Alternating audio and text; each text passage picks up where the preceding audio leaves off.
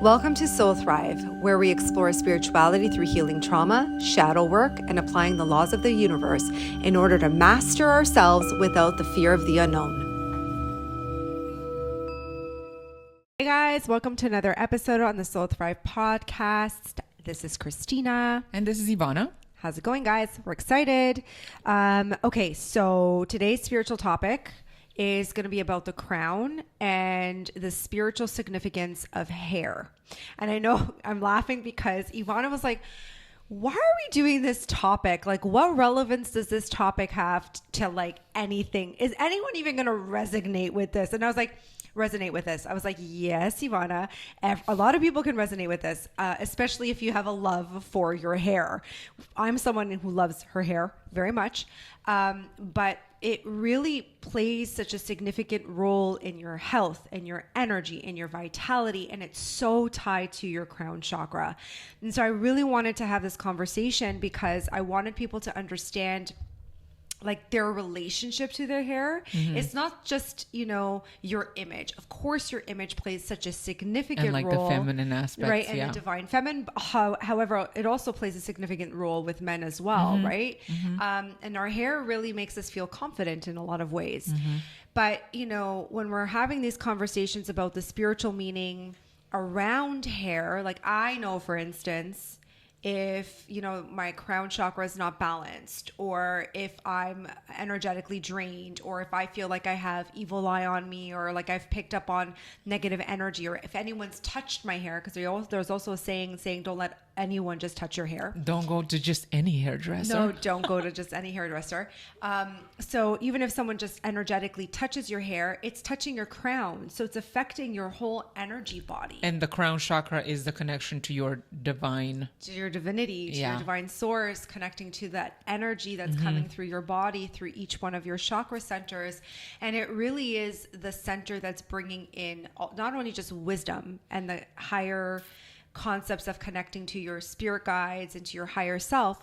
It's also where the energy is coming in to bring purity and vitality and help balance each one of your chakras so you stay vital and healthy. Mm-hmm. So are you saying that if you look at your hair and the health of your hair, it can actually tell you even like how you're like what you're going through spiritually? Yes, I think a lot of hairdressers would agree with this a lot. I think if you're a hairdresser, and I shout out to Eva Sula Salon that I go to, my hairdressers, because we have these conversations like. And when my hairdresser is working with my hair, she really is someone who loves what she does so much. And she infuses that energy and that experience so that when I leave, I feel, you know this, a lot of you girls would know this. I think people in general, you feel really good when someone touches your hair. And when they're done with that and you've gone to the salon and you've done the thing, it really is impactful. It makes you feel really good energetically. However, your health, like you were saying, matters too, because at the end of the day, anything that's going on physically and balanced within yourself is going to show up on your body somehow. And the hair is a good indicator of that. Mm-hmm. Now let's get into the spiritual aspect of things. Okay. A little bit more. Yeah. So think about, I know that there's like so many like native cultures, Buddhism. I know that you had a couple of points there that you may want to. Yeah, it was interesting. They were saying that the Buddhist monks shave their head because they want to disconnect from the worldly desires. Wow. Yeah, that's so true though. If you think about that, there's like this, I guess, humility that's tied with that. I've often heard individuals who shave their head, or they're like, I felt liberated. I felt like I wasn't attached to an identity. Mm-hmm. I felt spiritually transformed. Mm-hmm. I felt like I could be seen without there being, a label or an image on me or a judgment placed on me, even though when someone shaves their head, there is a judgment to a degree, if you're a girl with long hair. Right. Men, though, I mean, I understand too, which is the other concept too of like hair loss, which we'll get into as well. Yeah. And it says that in Native American traditions, many tribes believe that the hair was an extension of the nervous system, helping individuals sense their environment on a deeper level. Mm-hmm. That's interesting. It's like a receptor, right? Like I know this for myself too. I'm telling you, sometimes when my hair is just not doing the thing that I wanted to do, or it's like, feels off in somewhere, or like if the color is just not right, it is reflective of my nervous system. It is reflective on how dysregulated I could be in myself. And I can see that. And then like, think about you too, complaining about, when your bangs, you've been complaining about your bangs, but why did you get your bangs? But why did you get your bangs to begin with? Yeah, it's interesting. I felt like I needed to shake something up. I'm like, I'm just kind of like, everything is feeling stale. Right, there you go. Right, because it was before we even started the last workshop. I was like, I need to change it up. Mm-hmm. And then that's what people do. They cut their hair or they do cut their something. hair. Yeah. Whenever there's a spiritual transformation, sometimes too, it's when you're going through a crisis, or sometimes you got out of a really bad situation or a breakup, and you will go cut your hair. You're going to go change that experience because it carries so much memory. And I guess, yeah, like the frequency, like if you're trying to step into like a different or new version of yourself, or if you're trying to evolve, like even like dyeing your hair, cutting your hair, styling it differently, you're going to like this one. Greek philosophers and mystics saw hair as a bridge between the earthly and divine realms. That makes sense. I like that. That's really yes, pretty. Christina, you know that. Yes. I love that. Oh. Yep. Eastern European witchcraft. I have to just one last thing. Oh, wait, can we just pause for a second? Because when I brought this topic up to you, you were like not having it at all. I wasn't feeling it. You weren't feeling it. But here we are now, and she's like fully immersed. Hair was often used in spells. Yes, it is. As it was believed to contain a person's essence and could be used to influence their fate. Yes. Oh, yes. So like they take the hair. They would take a little bit of hair and they would throw it in like the little cauldron. Fire, fire, the cauldron, and they would do a little mashup. You're giving me ideas. Okay. we gotta talk about that. Your book, though, the book that you're doing, your magic. The 350 years of Balkan witchcraft. Yes. It's messed up, girl. Is it? But I was telling one of my girlfriends, there's like a whole section on love spells, and she's like, let's do it. What do we need? It was like, you need to get their hair. Well, see? And you need to get their picture, and then you like do a little, oh my God, no. I'm just inviting. Yeah, that's all kinds of, I wouldn't. Influential. Like, I don't know, but I think I wouldn't do that, but it's interesting that like, I guess the hair is such an important. We're going to do an episode on that too. I think that would be really cool for people to kind of like learn a little bit more about. It's so funny. This summer we are probably gonna go back home as a family, and my dad's like, I'm gonna take you to like the places where he grew up, because that's where my grandmother's from. It's very witchcrafty. Oh, interesting. So I'm gonna do a little. I'm gonna film some. I'm gonna film that experience. That would be. We'll add that in the podcast for sure. But back to hair. I wanna ask about hair loss. Yes. Hair loss, and then even the significance of like when men lose their hair. Yeah. Okay. So obviously sometimes I always want to say like there's an underlying health condition too, from a physical standpoint with that's kind of tied to it. There is a genetic component as well with that. Of course, the crown chakra, I find that people who are very resistant or living in a state of resistance or have a really hard time embracing change, have a hard time dealing with the shadow emotions of grief, right? Shame, and also, repressed anger plays a significant role in the hair loss process for men. It's most likely tied to generational stuff, but also tied with a lot of childhood trauma, like unprocessed grief, like I said, unprocessed shame, repressed anger, the inability to express those things. And then, of course, developing a different type of image, like a persona, an ego quality to them, which then obviously causes more of that crown chakra being imbalanced, and then causing those health issues within you, because you're not allowing universal energy to like naturally flow within you to help you transition, to bring in the wisdom and the insight. I find that it's more focused in the physical realm. So you could be a very physical person or want to physically manifest certain experiences in your life. But then, if you're not getting, let's say, the validation from your experiences or your peers externally, it creates more and more of that density that's going on in that crown chakra, which is affecting your overall hair growth. And the same thing for women. Like, again, there could be that physical health issue, usually tied to the throat, affected by the crown, tied to the throat, especially women who have like thyroid conditions. They could be losing their hair. The hair is thinning out.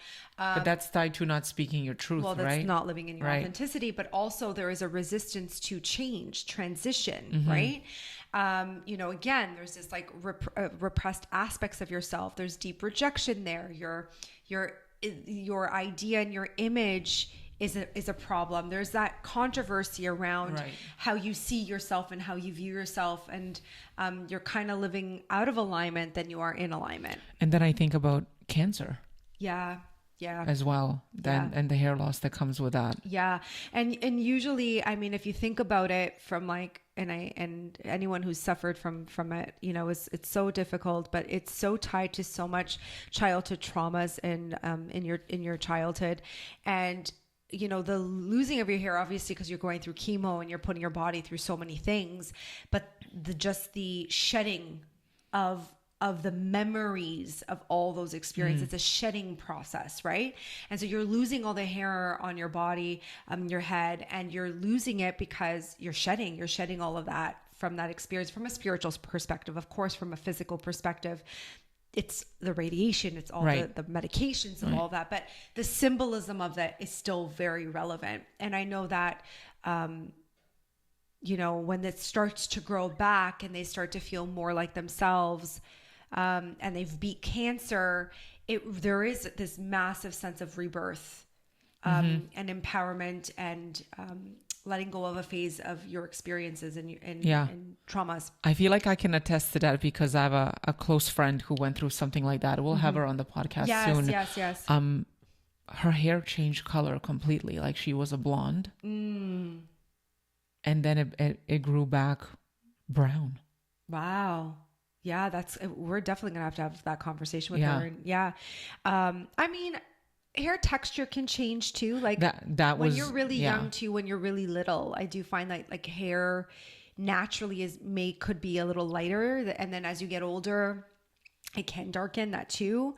There's probably some trauma that probably happened to her at a very young age that impact that type of experience for her.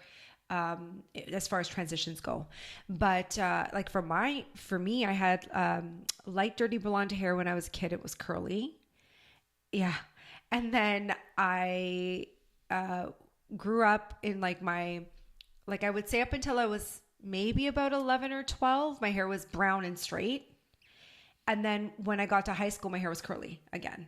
So like there's cycles, right? We go through cycles. And sometimes I notice, well, my hair is wavy. I will still say it's still wavy. I won't go curly here in Toronto. Like even if I try to put products in it, it's just going to go wavy. But if I'm on vacation and there's humidity, obviously it's going to do that wave.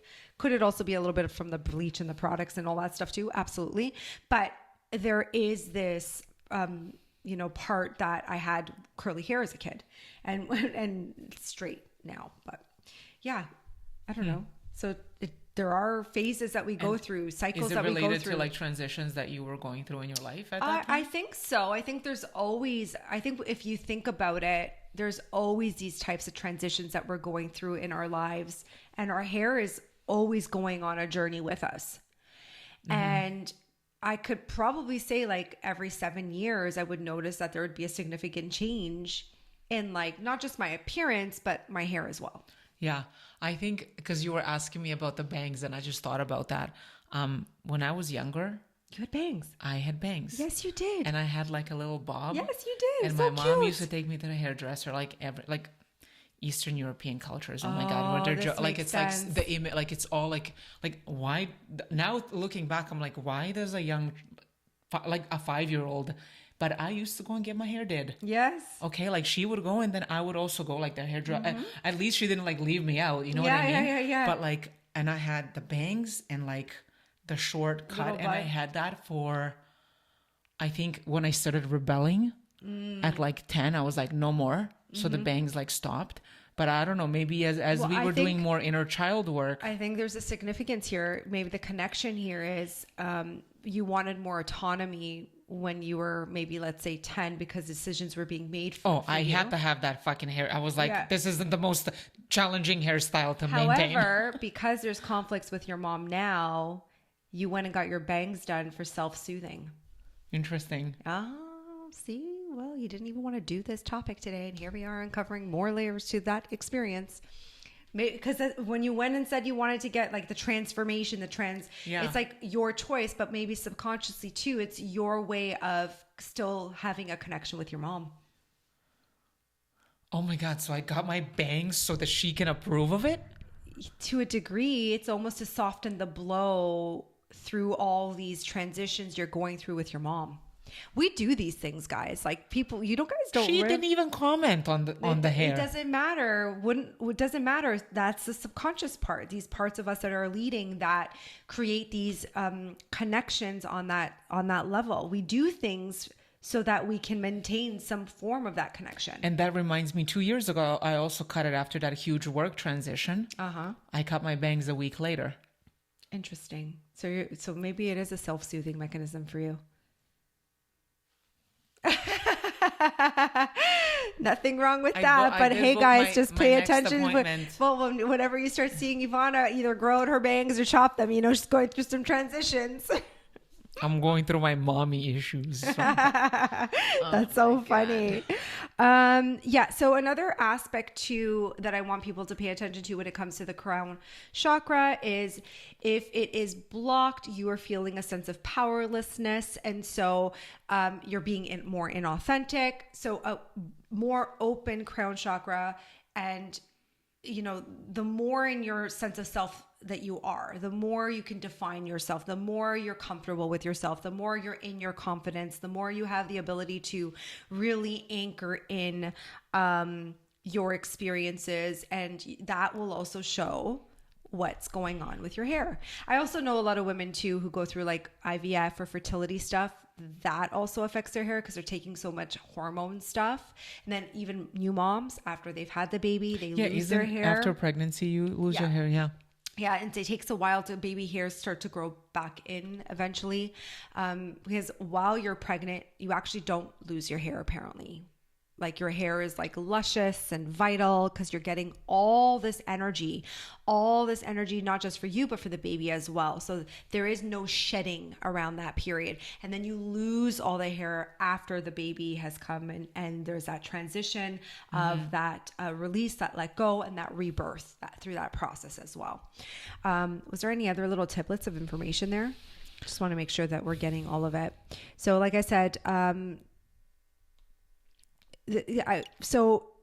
I did want to talk a little bit about the crown chakra, some of the emotions, like the shadow emotions, built up stress, grief, shame, and repressed emotions, which is the shadow aspects. Like I said, repressed anger, resentments, rage, all of that. And I want people to understand that when we repress these parts of ourselves, it actually is energetically moving up through our system, and it's kind of sitting in our crown, and we're not letting it go. We're not expressing ourselves. It's kind of still staying within our system. This is why sometimes people get even those headaches and those like tension headaches, or even in the back of their head. It's because their crown is actually really closed off. They're very much in the mental body than they are in their spiritual body. Yeah, and I think the other thing is like scalp health is probably related as well, because I know when I was younger, I used to have like issues with like it wasn't even dandruff, it was like seborrheic dermatitis. Yes.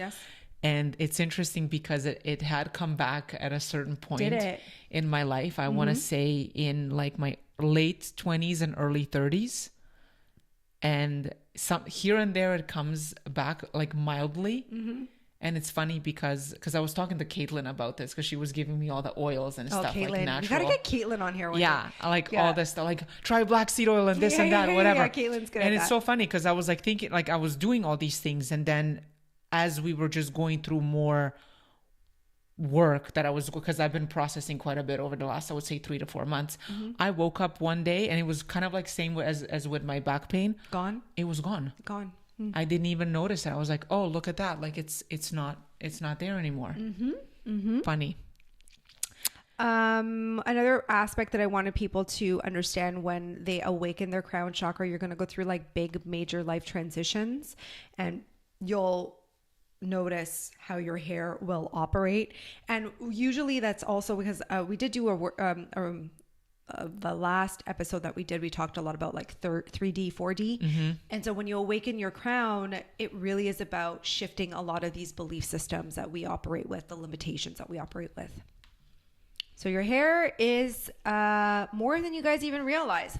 I also know a lot of people who are highly spiritual. They tend to keep long hair. I like my long hair. So I think I was reading that Someone was like, cut your hair. I was like, never. In some Hindu cultures, they don't, in the Hindu culture, they do not cut their hair because it means like you're like losing your wisdom. Yes. Like cutting off your wisdom and your spiritual power and yes. And all. So it's interesting how different cultures have a... I think too, like, there's a difference. Like sometimes I look at women who cut their hair after they've had, like we said, like a really bad breakup or you're going through a transition. But then sometimes it's a crisis. It's like a call for help. Like, you know, I've noticed that you can't stand your own self. You're in your own rejection and like you'll go grab the scissors and you'll go do something frantic. It could be tied to mental health issues as well, because a really blocked root chakra. And then of course you're not allowing that energy and you're kind of trapped in old, you know, belief systems and you're not willing to spiritually evolve, or maybe you were on a path of spirituality, but then you kind of didn't, you stopped. And so you went and you like it's an impulsive decision. If it was an impulsive decision, that usually is an indicator of a crisis. That's usually an indicator of out of alignment. That's usually an indicator of you operating with limited belief systems versus, you know, like a spiritual transition of some sort. It feels more in your alignment. It feels more like it's something that innately, even the response that you get from people will be more positive than negative. Because some people would be like, oh my God, why'd you cut your hair? Like, what was the point of that? You know, right. But you'll know the difference. Yeah. And it says here, in ancient Rome, cutting hair symbolized submission or punishment, especially for women who lost their honor. Oh, so it was seen as, so maybe it's like self-punishment almost, right? Like when you... Well, there was a big thing too with a lot of women who got stoned, like witch trials and stuff like that. They could, like, they chopped off their hair back in the old, like, I don't know what eras. I don't know my history that well, but there was the shaming process with that too. So they would cut women's hair because they were shaming them. But yeah, I really wanted individuals to kind of learn a little bit more around the significance of their hair. Check in with your hair, become aware of your hair, because that's going to give you a good indicator of how your crown is actually working, operating, if it's vibrant, if it's vital, if it's healthy, what could be blocking it. Notice, obviously, what you need to work through, your guilt, your shame, your repressed anger, inauthenticity. You know, if you're constantly changing your hair too, then that's going to give you an indicator that you're having a really hard time with your sense of self. Haven't really defined more of yourself. If you're impulsive with your decisions, it's going to be an indicator again on your hair. So yeah, these are the little things that I wanted to kind of address today. Oh, there was something else with Egyptian stuff. Oh, in ancient Egypt, if you had a long, thick hair, it symbolized good health and fertility. Oh, yeah. Okay. That makes sense too. Yeah. Yeah. You happy we did this conversation? Yeah. Like, what a different perspective on my hair now and my bang. All right, guys. Thanks for tuning in. Have a good one.